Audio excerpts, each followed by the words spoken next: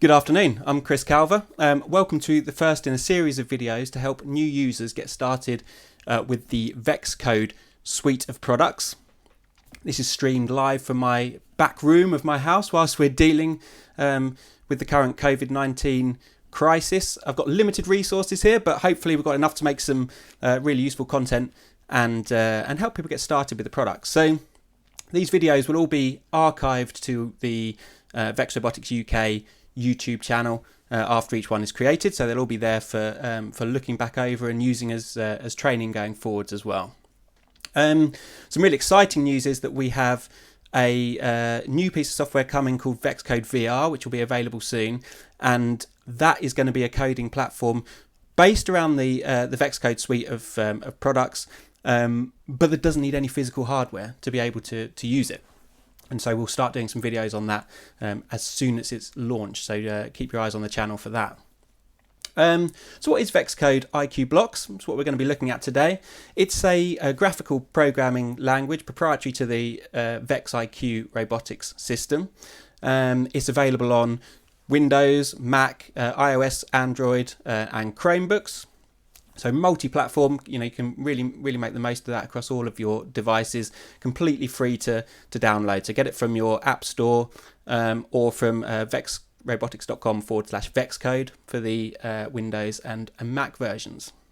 All the videos that I'm going to create for the IQ version of VEXcode are going to be to support the VEX IQ SuperKit, which is our kind of standard kit of hardware, our standard kit of parts for making VEX IQ robots. And you can use these videos as well in conjunction with all of our other resources. So you've got the STEM labs. So go to education.vex.com for the STEM labs, and you'll see there that you can get all sorts of lesson plans and various STEM related things. Not all robotics, there's other things there as well, so that's certainly worth a look. And also for the teachers, there's certifications.vex.com, and we've got VEX IQ teacher certification there, where you can also work through a whole bunch of similar tasks and really get yourself up to speed for using VEX IQ in the classroom. Okay, so for these sessions, I'm going to be using this robot here. So we can see that in the top. It's the VEX IQ Flex robot. It's one of what we call our hero bots. So we have a whole bunch of instructions that can make different robots from the IQ SuperKit. You can download all of those from the VEX IQ website, and it just uses the parts that are in the kit. It introduces you to the basic building techniques, how to build a usable robot, and they're also great for learning how to code on. Now Flex is particularly good because it's super simple. It's only got 3 motors on it, 2 motors for the drive and 1 for the lifting arm. This was our hero bot for the next level VEX IQ challenge game a couple of seasons ago, and it's really good just for doing some basic coding around. Okay, so let's switch to the VEX IQ Blocks view and start having a look around the interface. So if you've used Scratch before, you'll already see how sort of familiar this is as a programming environment. I'm going to work through the menus that we've got at the top here. So just some simple sort of housekeeping stuff. So there's language selection there, and then our file menu. So the usual things: new, open recent files.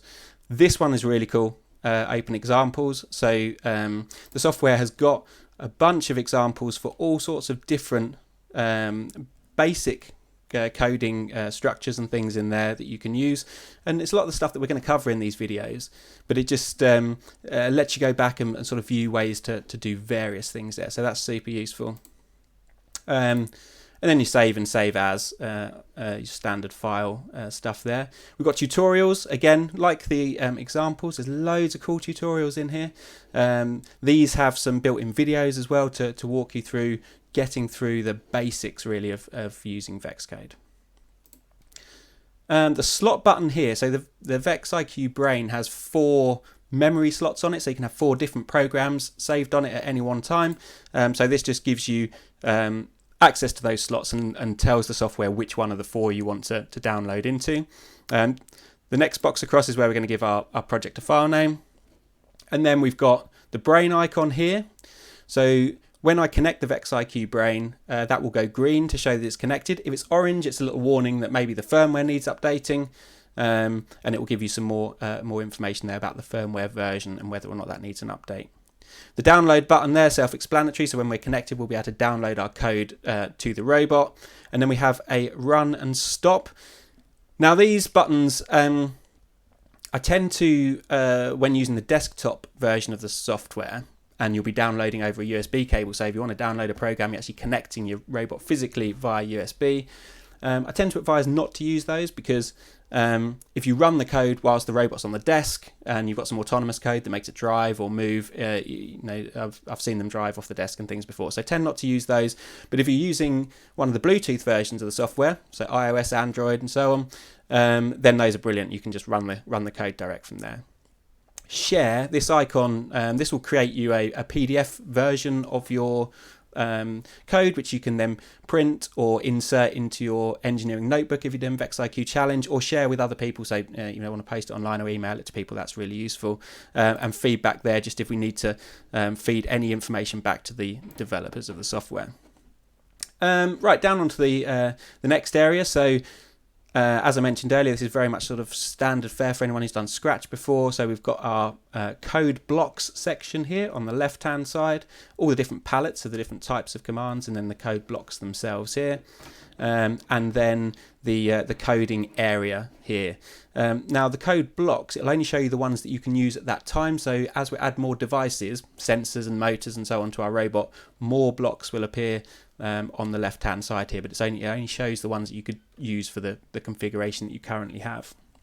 This little button's kind of useful as well. It just hides the actual blocks, and so it gives you a bit more space to be working on your code. So that's sort of an overview of the coding environment. This first video, all I'm going to do is show you how to configure the most basic settings on your robot, so just allowing you to use the remote control to drive the robot around. And as we progress through the videos, we're going to get more and more complex to the sorts of programming structures that you're going to be using in the VEX IQ Challenge, or if you were doing more advanced programming in the classroom. But now we're just going to configure our basic robot and do some remote control. So like I mentioned before, this robot's only got 3 motors on it, 2 for the drivetrain, so one that drives the left wheels, one that drives the right wheels, which allows us to maneuver around, and one motor that makes the arm raise and lower. So I need to click on this little button here, which is the Configure Devices button, and that will open another panel at the side here, and I can add a device. So the first thing I want to add is the drivetrain, the 2-motor drivetrain here. So as I mentioned, the robot's got 2 motors on, and so that's what we want. This is going to then ask us to tell it which ports on the IQ brain the motors are plugged into, and on my robot they are plugged into port 1 for the left motor and port 12 for the right motor. It's also going to ask me now to tell it what port the gyro is plugged into, and the gyro is one of the sensors. It's a sensor that detects rotational movement of the robot. And when we're doing autonomous programming later on, that's going to be really useful for helping us to navigate sort of precisely and do some more accurate turns when we're doing autonomous programming. It's not particularly important right now for the drive control thing, so we can just untick it, or if you've got one, so I do have one attached to my robot, we can plug that into port 4. Finally, it's going to ask you for a bit of information. It'll ask you for a bit more if you haven't selected a gyro. And I'll explain in another video when we start talking about autonomous movements why it's really important to get this configuration right. But for the standard kit, it's got 200mm circumference wheels in it. So these are the ones that are available in the VEX IQ range, but the ones that come in the kit are the 200mm ones. So that's what you're going to select there. And the gear ratio is 1:1 as standard. This little icon here tells the robot, or tells the software, which side of the robot is the front. And we'll come back to that in a minute because it's going to be important later on. But for now, that's our drivetrain configured, and I want to click the Done box there. Next thing I want to do is add a motor for the lifting arm. So we click on Add a Device, and this time it's just going to be a standalone motor. So I just want to click on Motor there. And my lifting arm motor is plugged into port 10, so I'm going to click port 10. And at this point here, I can rename this motor, but it's called motor 10 by default, and that will be the same in VEXcode for any devices that you add. by default that would say whatever the name of the device is and then what port it's plugged into as the name. I'm going to change this to ARM. Always good to give your devices a relevant name, and you'll see why that becomes more useful in a bit. The only other option we've got here is to set the motor to normal or reversed, and we'll come back and take a look at that as well later on. So for now that's that configured, and we can click done. So now we've got our drivetrain configured and our ARM configured. You might have noticed there that a whole bunch of new blocks have appeared with my drivetrain and my motor, because I've now got blocks that are specific to the drivetrain and the motor available to me. The last thing I need to do is, because I want this to be a driver control project, I need the remote control to be added as well. So I'm going to go again to add a device, add the controller, and that's going to bring me up a dialog box there. So I can see now a picture of the controller, and so your controller, you'll see it has labelled on it the notation there for the various axes. So the analog axes are A, B, C and D, and then you've got E, F, and then left, L and R on the shoulder buttons, and they're all marked up here on this diagram. The first thing I'm going to do is assign controls for my lifting arm, so that will be some of the buttons here. Now, the way that VEXcode works by default in this configuration window is this pair of buttons, the L, they always work as a pair together. So spin the motor one way and spin the motor the other. The same for the R, the same for the F, and the same for the E. If you want to start using combinations to control the same motor, we then need to start looking at doing that in code, which is something we'll do later on in a later video. But for now, I just want to make the L buttons raise my arm up and down. So when I click on that, it'll link to the arm motor. So because I renamed my motor arm, I can see what that is. The reason that's really useful is if you imagine you had a robot that's, say, got a lifting arm and a claw on it, if I clicked again, the next time it would configure that to be my claw motor, and so I know then which control is for which motor. So I've now got buttons to move my arm up and down. The next thing I want to do is my basic movements, so to actually drive the robot around, and I'm going to use the analog sticks. So I just click on one of the sticks here, and the first time I click on it, it goes to what we call arcade control.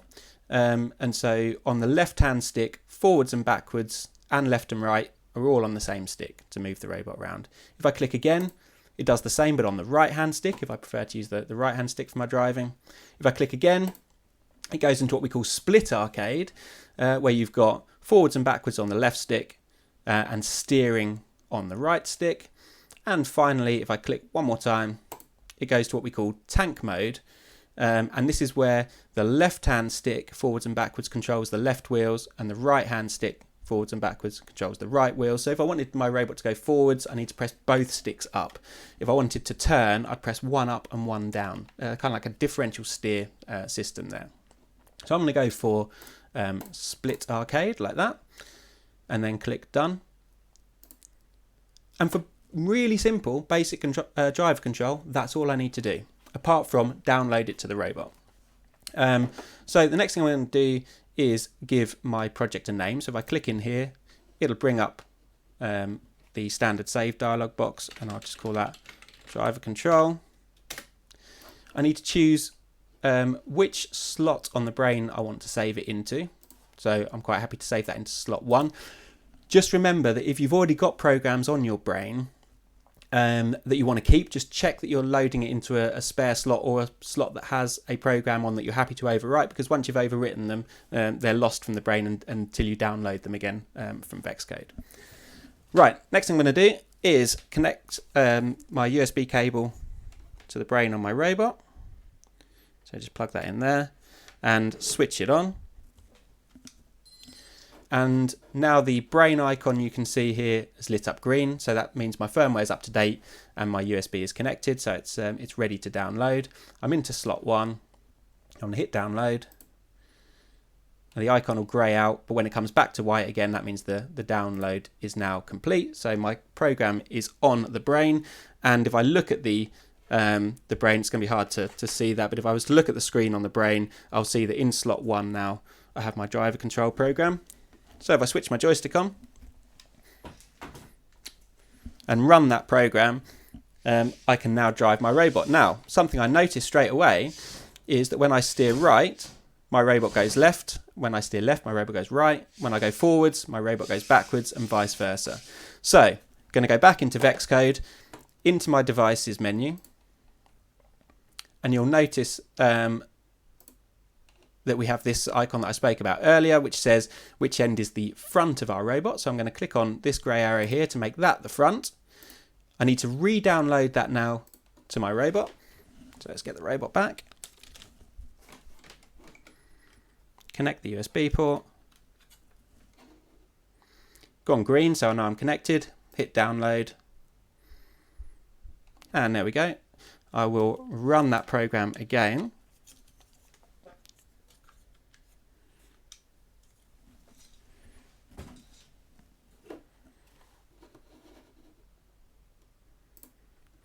And now I can drive my robot around using the analog sticks. And I also have the ability to raise and lower my arm with the left buttons on my joystick. Now, something that will become very clear is if I hold this button and raise the arm, it goes up. As soon as I let go of the arm, it just drops back down again under gravity. So I'm going to do one last thing, which is just the smallest bit of coding just to get that arm to hold it in position. I'm going to go to the motion palette here, and I'm looking for set arm stopping. So I'm going to grab that one and attach it to my when start. So let's just flick back to the code focus. So what I'm doing is getting the set stopping to break it is by default. I'm going to drag that on and clip it onto my when start. So arm is the motor that I want this to apply to. It's the only motor that I have on this robot, so it'll be the only one in the drop down. And the mode that I want is hold. So we have three potential modes for a motor: brake, coast, and hold. So hold, that's the one we're going to use. When I move my arm to a given position and let go of the button, the motor will try and stay in that exact same position. So it'll use the internal encoder to notice if the arm is starting to drop, and if it is, it'll just correct itself. So it always holds in the same position, which is great for sort of a lifting arm on a robot. The other two modes that we have are brake and coast.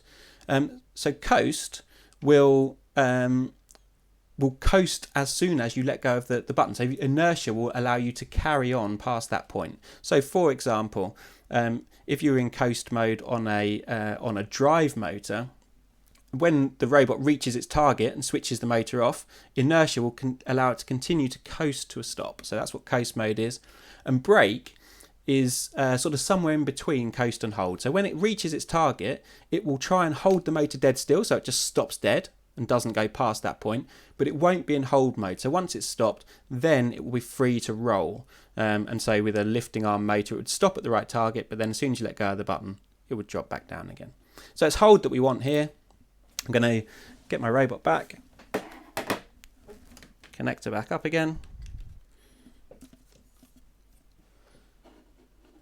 And download it.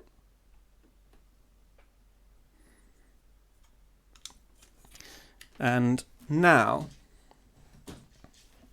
if I take my joystick, when I raise the arm up and let go of it, it stays at that point now because the motor is working to try and stay in exactly the same point. So for a sort of a lifting arm mechanism, that's a really useful function.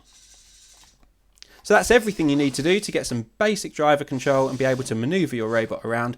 Nothing more than that. One simple code block and the rest is done through the device's configuration screen. So that's everything I want to cover in this first video. Just a super simple introduction to the VEXcode IQ interface. The next video we're going to do will be based on semi-automation. So sometimes in the robotics world, and especially in things like the VEX IQ challenge, it's really good to have some semi-automation. So even when you're driving the robot using the controller, you can have some functions that are automated, but are done at the press of a button. So for example, setting a lifting arm to a predefined height for a particular height of goal in the game or something like that, that's where semi-automation comes in really, really handy. So video 2 is going to be about semi-automation. Tune back in for that one. I hope this has been useful for those that are new to VEXcode, and I look forward to seeing you again. Thanks very much.